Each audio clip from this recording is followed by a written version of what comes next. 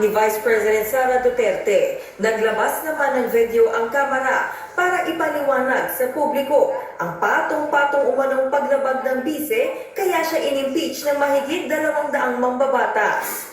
Idinetalye sa halos 9 minutong video ang mga articles of impeachment, gaya ng pagbabantano ni VP Sara kina Pangulong Bongbong Marcos at ang questionableng paglustay niya sa confidential funds. Kapag gumulong na ang impeachment trial ni VP Sara, hati ang magiging trabaho ng dalawang kapulungan ng Kongreso. Ang Senado ang tatayong impeachment court, habang ang mga mambabatas sa Kamara ang tatayong prosecution.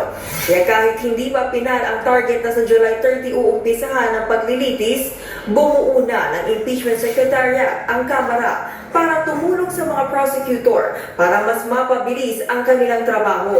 May pagpapatunay na ang House ay handa na. Ito po ay magsisilbing mga kasama namin dito, lalong-lalo na sa mga research, sa mga legal research.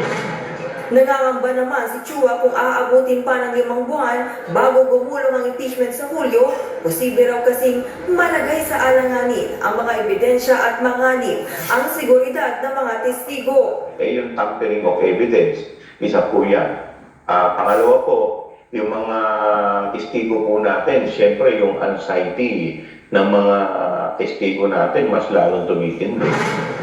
Sa kabila ito, nanindigan si Escudero na hindi dapat madaliin ang impeachment trial. Kung naiinip na raw ang mga taga-Kamara, dapat Disyembre pa lang, inaksyonan na sana nila ang impeachment para maagang naiakyat sa Senado. Politiko.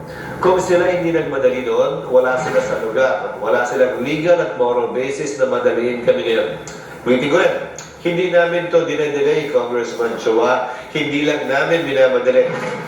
Nauna nang sinabi ni Congressman Chua na natagalan sa Kamara ang mga reklamo kay VP Sara dahil hinimay pa nila ito at nanganap pa sila ng suporta sa mahigit 300 kongresista. Nagbabalita mula sa Frontline, Camille Samonte, News 5.